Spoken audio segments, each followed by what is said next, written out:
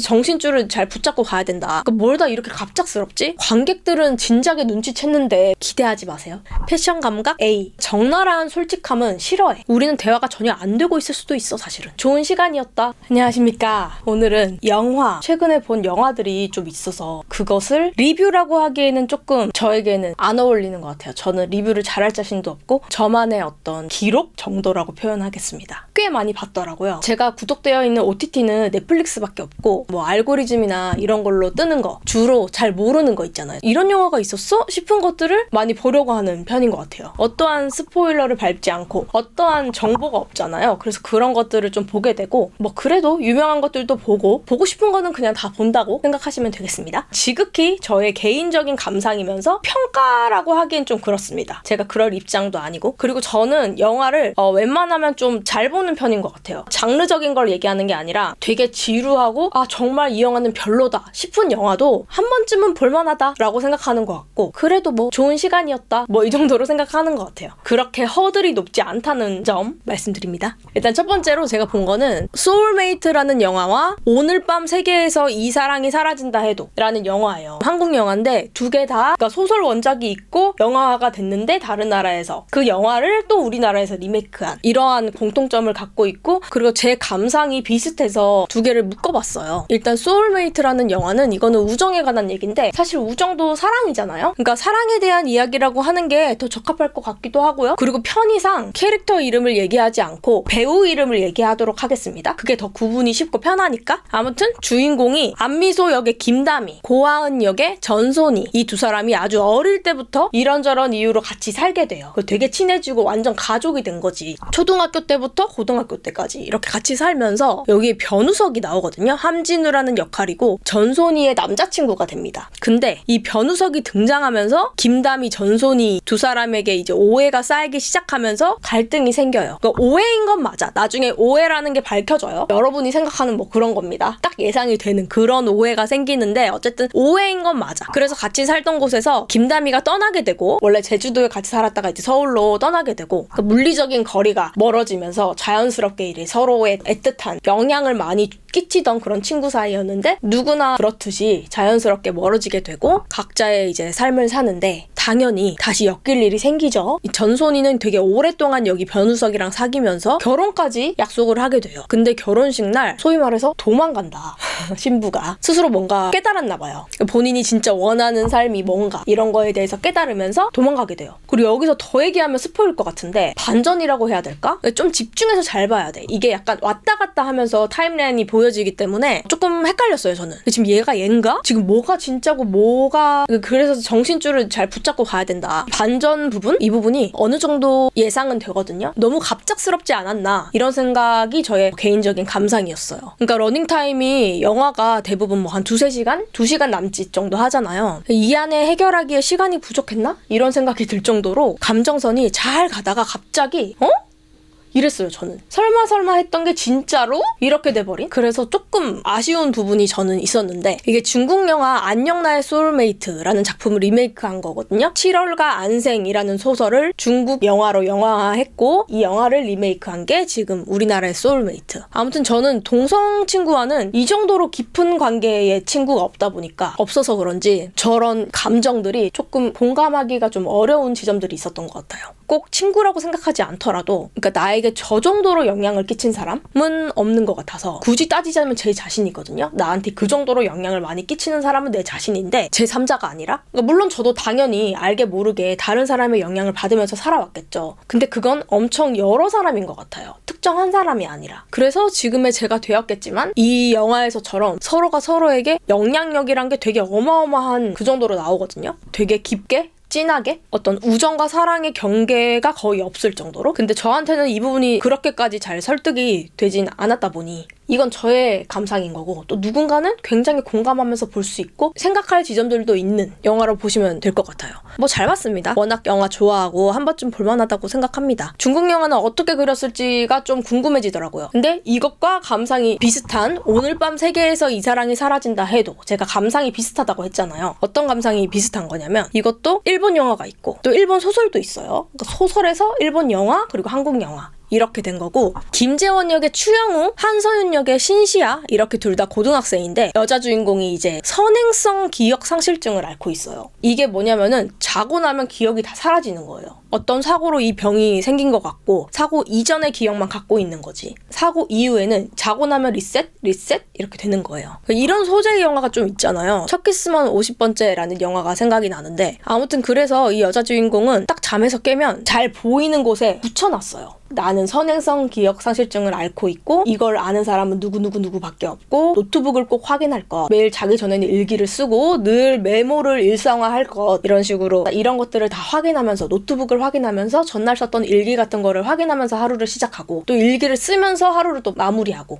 근데 이제 남자 주인공 김재원과 사귀게 되면서 이게 서로 진심으로 좋아하게 되는 거죠. 김재원이 처음에는 이 병을 몰랐지만 이제 알게 되면서 하루하루를 행복하게 만들어주고 싶다, 내일 되면 있겠지만 순간순간 행복하게 만들어주겠다, 뭐 이런 마음으로 추억도 쌓고 그렇게 지내다가 이 또 반전이 있거든요. 그러니까 이건 뭐 반전이라고 하긴 좀 그런데 이 부분에서 이제 감상이 비슷했다는 거예요. 이것도 예상이 가능해요.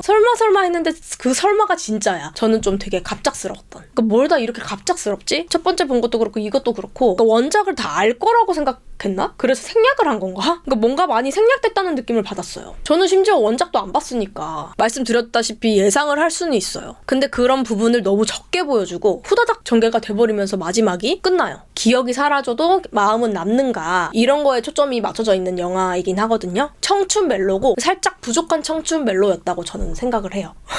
어쨌든 두 영화 다 감상은 비슷했고 스포는 둘 다 안 드렸기 때문에 그냥 보시길 추천드립니다. 영화는 저는 웬만하면 한 번쯤 보는 거 괜찮다고 생각을 해요. 왜냐하면 영화 시간이 그렇게 길지 않으니까. 세 번째는 공교롭게도 다 또 멜로 영화네? 세 번째는 청설인데요. 이거는 대만 영화가 원작이잖아요. 워낙 유명하고 제가 또 한때 대만 영화에 빠져 있었던 적이 있었거든요. 대만 영화 특유의 분위기를 너무 좋아해요. 청춘 멜로, 그 색감, 되게 여름하고 되게 청량한 느낌? 그래서 그때는 한창 대만 영화를 막 찾아보던 그런 시기가 있었는데, 어쨌든 그때 청설도 제가 너무나 좋게 봤던 기억이 있거든요. 되게 오래전에 봐서 잘 생각이 나진 않지만, 그러니까 이건 유일하게 원작을 봤네? 근데 이제 리메이크한 한국판 청설이 있는 거예요, 넷플릭스에. 또 제가 홍경 배우를 진짜 무지무지 좋아하거든요. 너무 멋있어. 너무 내 스타일이야. 또 저는 누군가를 좋아하면 되게 인터뷰 같은 거 엄청 찾아보고 그런 스타일이에요. 외모도 내 취향인데 뭔가 본인 일을 대하는 어떤 그런 진지함이랄지, 제가 또 진지한 사람을 좋아해요. 연기 또 너무 잘하잖아요. 완전 미쳤잖아요. 아무튼 잠깐 팬심을. 홍경. 이름도 홍경이야. 너무 멋있어. 어떻게 이름도 홍경이지? 자, 그래서 한국 청설을 봤죠. 워낙 원작도 유명하고 해서 결말까지 제가 다 얘기를 할게요. 스포가 싫으신 분들은 스킵하셔도 되고요. 어차피 제 영상은 별로 조회수도 안 나오고 별로 상관없을 것 같긴 한데.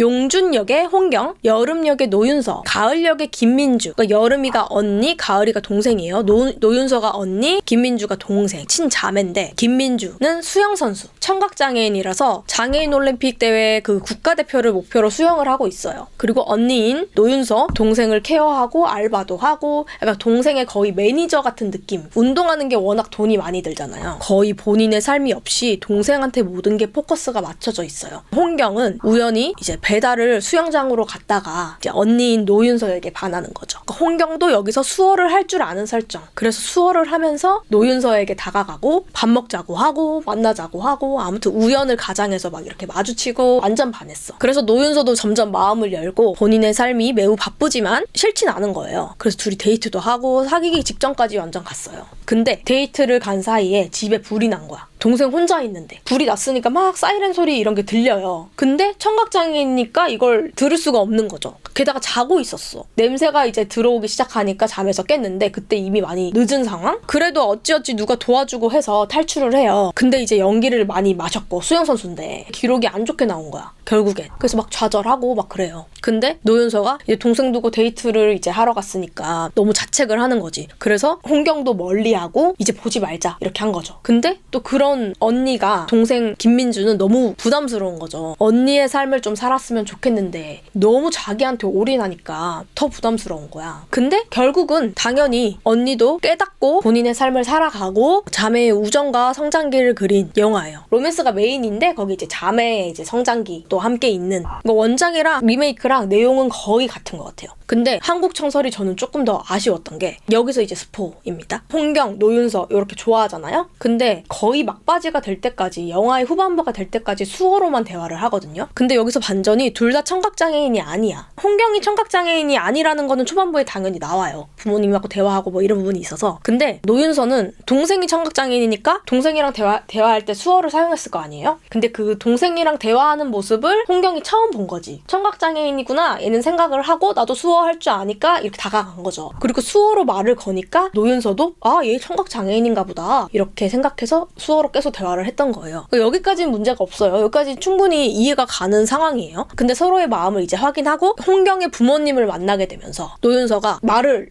해요. 거기서 홍경의 부모님은 청각장애인이 아니니까. 근데 서로 너 청각장애인 아니었어? 너 말하네? 나는 네가 그런 줄 알았는데 네가 그런 줄 알았는데 이렇게 되면서 서로 이제 청각장애인이 아니라는 것이 밝혀지면서 대만 버전 청설을 볼 때는 이 부분이 조금 반전스러웠어요. 여자 주인공이 사실은 청각장애인이 아니었다라는 게 그걸 알게 되는 게 억지가 없고 되게 자연스러웠던 것 같거든요. 근데 한국 청설에서 좀 부자연스러웠달까? 당연히 모를 수 없지 않나? 그러니까 관객들은 진작에 눈치챘는데 둘만 모른다 이런 느낌이었어요. 그러니까 원작이 잘은 기억 안 나지만 되게 좋았다고 했잖아요. 이 부분이 조금 억지 같다고 느꼈으면 좋다는 생각을 제가 안 하고 있었겠죠? 근데 여태까지 되게 좋은 기억으로 남아있는 것은 이 부분이 되게 자연스러웠기 때문이었는데 좀 아쉬웠다가 제 감상이었습니다. 결말을 알고 봤으니까 그런 거 아니야? 하실 수 있겠지만은 아니에요. 한국 청설을 볼 때 주인공이 청각장애인이 아니었다는 사실을 까먹고 있었어요. 보면서 알았어. 보면서 눈치를 채면서 아 맞다 그랬었지? 라고 알게 된 거죠. 아무튼 한국 청설을 보신 분들이 계시다면 대만 청설도 꼭 보시기를 추천드립니다. 이 원작을 꼭 봐야 한다고 생각해요. 그러니까 원작을 정말 뛰어넘는 리메이크작이 잘 없잖아요. 정말로. 그래서 더욱더 제가 앞에 봤던 영화 두 편 있잖아요. 원작을 보고 싶은 생각이 강하게 들어요. 네 번째 영화는 또 공교롭게도 멜로입니다. 비와 당신의 이야기. 제가 또 천우희 배우를 엄청 좋아하거든요. 좋아하는 배우가 많네. 저는 좋아하는 배우가 나오면 일단 보는 편이에요. 중요해요. 그게. 내가 좋아하는 배우가 나오냐 안 나오냐 하는 게 손이 가고 안 가고가 좀 결정되는 것 같아요. 영호 역의 강하늘, 소희 역의 천우희, 소연 역의 이설. 그러니까 이게 강하늘의 나레이션으로 시작을 하는데 이건 기다림에 관한 이야기다라고 말을 해요. 근데 정말 기다리기만 하다가 끝날 줄은 몰랐어요. 영화가. 이것도 스포라면 스포인가? 영화에서 남녀 주인공이 만나지를 않아요. 진짜 안 만나네? 그러니까 마지막에 뭔가 좀 암시를 주긴 하지만 강하늘, 천우희 이 두 배우가 한 컷에 담기는 장면은 없어요. 기대하지 마세요. 강하늘에게 첫사랑이 있어요. 그러니까 초등학교 때 수도가에서 막 얼굴을 닦고 손을 씻고 이러고 있는데 한 소녀가 다가오죠. 손수건을 건네줘. 반하죠. 명찰을 봤는데 공소연 이렇게 적혀있는 거예요. 뭐 뻔한 첫사랑 뭐 그런 거예요. 그리고 시간이 흘러서 거의 한 10년쯤 흐른 것 같아요. 근데 이제 강하늘이 삼수를 하고 있는데 우연히 오래도록 간직했던 첫사랑의 기억? 그리고 그 손수건을 여태 갖고 있었더라고. 아무튼 그 기억에 무작정 편지를 보내요. 그 편지가 엄마와 함께 책방을 운영하고 있던 공소연의 동생 천우희, 소희가 받게 되고 공소연은 어릴 때부터 지병으로 그게 이제 악화가 돼서 병원에 입원해 있어요. 말도 못하고 거의 누워만 있는 그런 상태예요. 그러면서 이제 천우희가 언니한테 편지를 읽어주는 거죠. 근데 언니가 좋아하는 거야. 좋아하는 게 느껴지는 거죠. 그러니까 언니 대신 답장을 쓰면서 편지를 이제 주고받게 돼요. 근데 조건이 있어. 질문하지 않기, 만나자고 하지 않기, 찾아오지 않기. 그걸 서로 지키면서 이제 편지를 주고받아요. 근데 그게 되나. 강하늘한테는 첫사랑인데 편지를 주고받게 되니까 감정도 커지고 그리고 삼수를 하고 있었잖아요. 뭔가 일상이 얼마나 찌들어 있었겠어. 활력을 얻게 돼요. 그리고 소희도 뭐랄까 이게 편지를 쓰는 천우희 기다리게 돼. 이제 12월 31일에 비가 오면 만나자고 약속을 해요. 그러니까 사실상 거의 불가능한 약속을 한 거예요. 12월 31일에 우리나라에 비가 오는 일이 거의 없으니까 눈이 왔으면 왔지. 근데 이 강하늘은 매년 12월 31일에 약속 장소에 나가요. 우산을 들고 한참 기다리다가 돌아오고 비를 기다리는 거죠. 매년 기다렸잖아요. 그러니까 이미 그 삼수하던 시기 다 지나가고 편지하던 시기 다 지나가고 거의 30이 됐어요. 그때까지 기다리고 있는 거야. 첫사랑의 기억으로부터는 사실상 20년이 지났거든요. 그 생각을 하니까 내가 약간 무서운 거야. 이게 영화라서 그냥 보는 거지. 왜냐면 중간에 삼수하던 시절에 자기 좋다고 대시하던 여자가 있었어요. 꽤 매력적인 강소라 배우가 맡은 역할이 있어요. 근데 그 편지 속 인물에게 강하늘이 완전 빠져있으니까 잘 안 되죠. 꽤나 적극적이거든요. 강하늘은 굉장히 약간 순애보처럼 그려져요. 중간에 연애를 했는지 안 했는지 영화에서는 중요한 게 아니기 때문에 안 나오지만 거의 못쏠 느낌으로 나와요. 근데 이거를 현실이라고 생각하면 좀 무서운 거예요. 그렇지 않아요? 이게 영화고 강하늘이니까 괜찮은 거지. 만약 현실이면 그 초딩 때 손수건 그 기억으로 편지 몇 번 주고받은 걸로 지 좋다는 매력적인 여자 마다하고 한 해의 마지막 날마다 비 오는 거 기다리면서 약속 장소에 나가 있고 약간 미친놈 같아요. 미친놈이지 이게. 영화인데 자꾸 현실을 갖다 붙이는 것도 좀 그런가? 넘어가요. 아무튼 그 희박한 가능성을 믿고 오래 기다리는 마음에 초점을 좀 둔 그런 영화입니다. 쿠키까지 보셔야 돼요. 그게 반전이거든요. 그러니까 남녀 주인공이 만나지를 않는데 이게 뭔 멜로야 이랬었어요 저는. 근데 쿠키까지 보고 나면 멜로긴 멜로네 싶어요. 찝찝하지만 멜로긴 멜로다. 5번째는 싱글인 서울. 자, 이것도 봤어요. 이런 영화가 있는지도 몰랐어요 저는. 영호 역의 이동욱, 현진 역의 임수정. 그러니까 대학 시절 선후배였는데 둘이는 후에 임수정은 출판사 편집장이 됐고요. 이동욱은 일타 강사인데 에세이를 쓰면서 둘이 이제 엮이게 되는. 이거 본 지가 얼마 안 됐거든요. 근데 되게 남는 게 없네.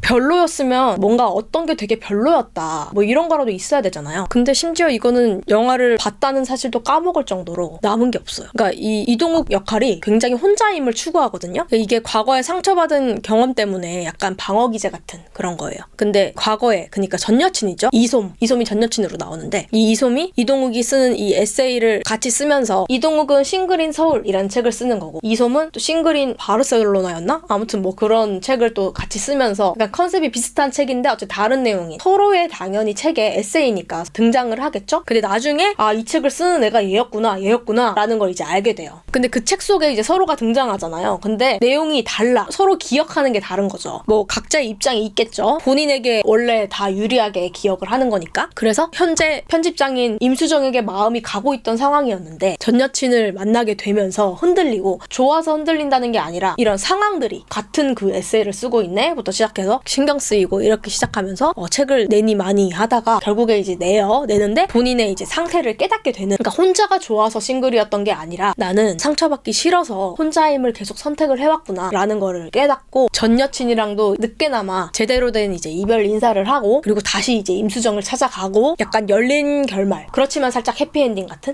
그런 느낌으로 끝나요. 조금 현실적이면서 근데 그게 다예요. 별로 느낀 게 없어. 근데 없는데 쥐어 짜내는 것도 이상하잖아요. 그러니까 넘어갈게요. 별로 남는 게 없었어. 기억이 안 나. 그리고 6번째 영화는 뭐였냐면요. 이거는 좋았어요. 이 영화가. 이게 독립영화인 것 같거든요. 성적표의 김민영이라는 영화이고 좋았습니다. 3명의 친구들이 있어요. 정희, 민영, 수산나 이렇게 셋이 삼행시 클럽을 만들어가지고 이제 고등학생들인데 삼행시를 지으면서 놀고 뭐 그래요. 친한 친구들이죠. 근데 이제 수능을 보고 각자 떨어지게 되는 거예요. 정희는 대학을 안 가고 고향에 남아 알바를 시작해. 민영이는 타 지역으로 이제 대학을 가고 수산나는 외국으로 학교를 간 것 같아요. 그러니까 물리적으로 이제 다 멀어지면서 생활이 완전 달라진 거죠. 우리도 그런 것들을 다 겪어왔잖아요. 그러니까 모든 사람들이 겪는 친했으니까 서로 화상통화 같은 거 셋이 하면서 삼행시 여전히 하고 그래요. 근데 이게 원활하게는 안 되는 거지. 각자의 이제 생활이 달라졌으니까. 그러니까 한 명은 외국에 있고 시차도 안 맞고 한 명이 빠지기도 하고 뭐 그렇게 되는 거예요. 이제 대학교는 여름방학이 됐고 민영이 오빠가 군대에 가면서 오빠가 살던 서울 자취방이 비게 되면서 정희한테 자취방으로 놀러와 이렇게 된 거예요. 그러니까 정희는 되게 기대를 하고 가요. 오랜만에 만나가지고 예전처럼 재밌게 놀 수 있겠다 생각을 한 거죠. 근데 갔더니 민영이는 대학교 성적표를 이제 확인을 하고는 성적 하나가 마음에 안 든 거야. 그러면서 교수한테 메일 보내고 그것만 붙잡고 있어요.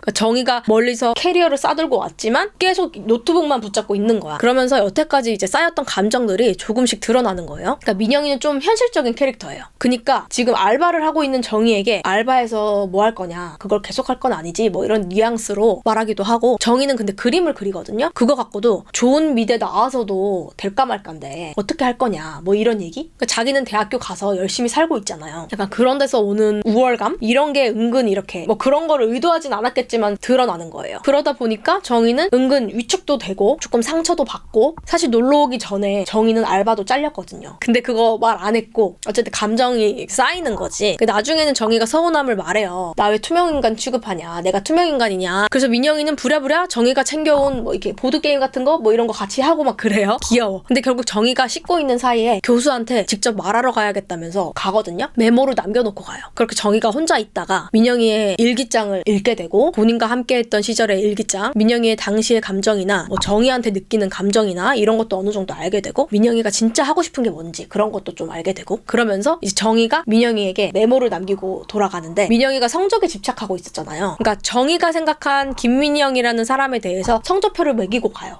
이게 되게 참신했어요, 저는. 막 이런 식으로 경제력 A+, 패션 감각 A 이런 식으로. 그러니까 사회성, 인간관계 이렇게 항목을 딱 이렇게 적어가지고 성적을 매기는 거지. 영화 내내 정의가 되게 참신하고 좀 상상력이 풍부한 인물로 나와요. 약간 4차원? 아무튼 그걸 남겨놓고 정의는 떠나고 민영이 그걸 읽는 장면도 나오고 둘이 막 극적인 화해를 했다든지 뭐 이런 장면은 안 나오는데 그냥 현실적으로 그렇게 그냥 마무리가 돼요. 그러니까 뭐 우리가 다 겪어본 친구들과의 학교 때 같이 있을 때야 뭐 영원할 것 같아도 서로 지역이 달라지고 진로가 달라지고 하면서 자연스럽게 멀어지잖아요. 점점 어른이 되면서 어떤 속도가 각자 달라지고 그래서 이 영화에서도 딱 그렇게 끝나는 거예요. 좀 멀어졌지만 완전히 끝난 것도 아니고 어찌 보면은 조금 애매한 상태로 이런 상황이 꼭 누구의 잘못이라고는 할 수 없잖아요. 다른 삶을 살게 되는 거니까 그렇게 자연스럽게 끝이 나서 되게 현실적이다 싶었어요. 그러니까 민영이도 결코 나쁜 애는 아니지. 근데 그 서운함을 딱 주는 그 포인트 있죠. 그거를 이 배우가 연기를 잘한 것 같아. 잘 잡았던 것 같아요. 꼭 한 번쯤은 보시길 추천드릴게요. 좋았어요. 그리고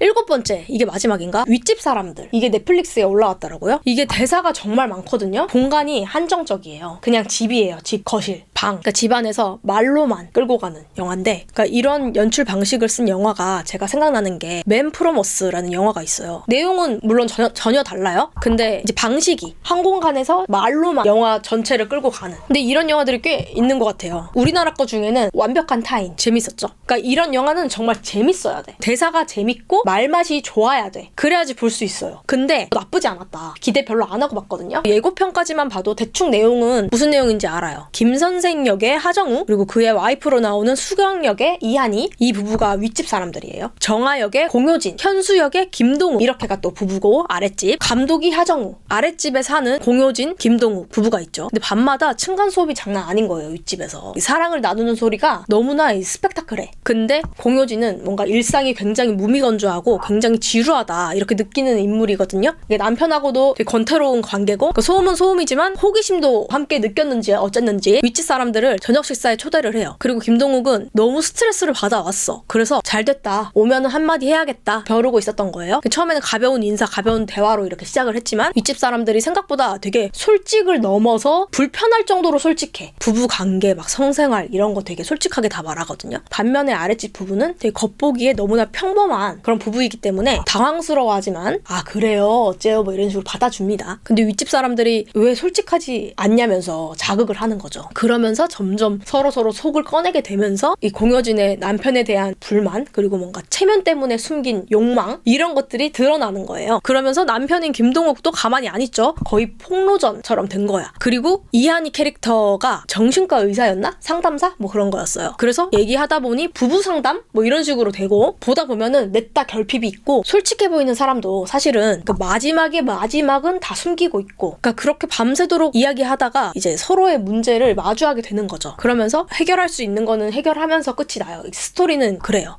그래서 이 영화를 보면은 이제 솔직함이라는 것에 대해서 당연히 생각을 해보게 되는데 저도 제가 스스로 솔직한 편이라고 저는 생각하는데 사람들은 솔직한 게 좋다고 말을 하면서 진짜로 솔직하잖아요? 그러면 되게 불편해요. 이 영화에서처럼. 진짜 적나라한 솔직함은 싫어해. 그러니까 정확하게는 솔직해 보이는 사람을 좋아하는 것 같아요. 적당히 솔직해야 되고 적당히 솔직하다는 것 자체가 이미 솔직한 게 아닌 거지. 그쵸? 상대는 모르죠. 얘가 100% 솔직한 건지 50% 솔직한 건지 어차피 모르기 때문에 상대가 불편하지 않은 정도로만 솔직한 걸 사람들은 좋아해. 그러면은 솔직한 걸 좋아한다고 말하면 안 될 것 같아요. 그쵸? 솔직한 걸 좋아한다고 말하지 마. 말하지 말라고. 너 아니니까.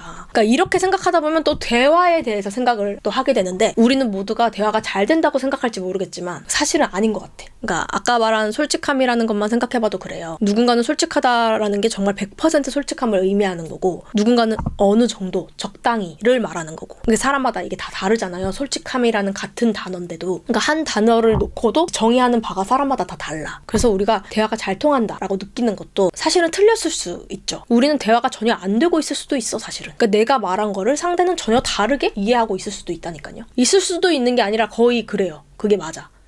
아무튼 그런 생각을 하게 됐고요. 아무튼 하정우식 영화라고 다들 표현을 하더라고요. 저는 하정우 감독 다른 영화들은 안 봤어요. 이 영화가 처음이에요. 그래서 다른 영화들은 어떤지 모르겠어요. 근데 하정우라는 사람의 어떤 이미지 있잖아요. 뭔가 인터뷰나 이런 데서 보면은 유머가 있잖아요. 그런 것들을 얘기하는 것 같아요. 그런 것들이 있어요. 어쨌든 뭐 나쁘지 않았어요. 저는 꽤 재밌게 봤다는. 그리고 이것도 쿠키까지 다 보시면은 또 재밌는 포인트가 될 것 같아요. 다 했는데요. 이렇게 제가 최근에 본 영화가 7개였나 봐요. 거의 멜로였네요. 멜로 좋아하는데 물론 여러분이 좋아하는 또 영화 혹은 넷플릭스 넷플릭스에 있는 영화 중에 또 뭐 추천해 주실 게 있다면은 댓글로 남겨주세요. 아셨죠? 뭐 영화도 계속 보고 있고 책도 보고 있고 그렇기 때문에 또 저만의 어떤 개인적인 감상 이런 걸로 또 돌아오도록 하겠습니다. 안녕.